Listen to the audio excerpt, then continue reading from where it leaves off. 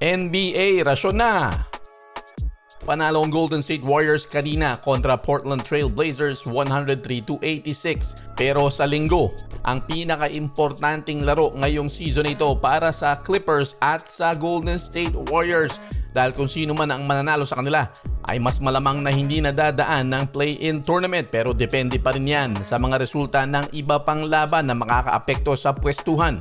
At ang importanteng laban na yan para sa Clippers at Warriors ay sa pagitan nilang dalawa.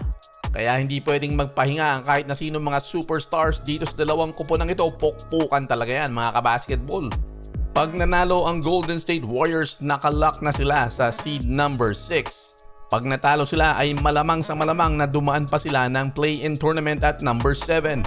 Pwedeng maging number 6 seed ang Golden State Warriors kahit matalo sila sa Clippers, pero kinakailangang matalo ang Minnesota at manalo ang Denver para malagay sila sa 6th.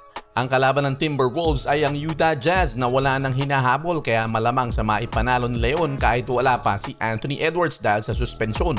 Kaya ang Clippers versus Warriors game sa linggo ang magde-decide kung maghaharap ba sa first round ang Lakers at Warriors.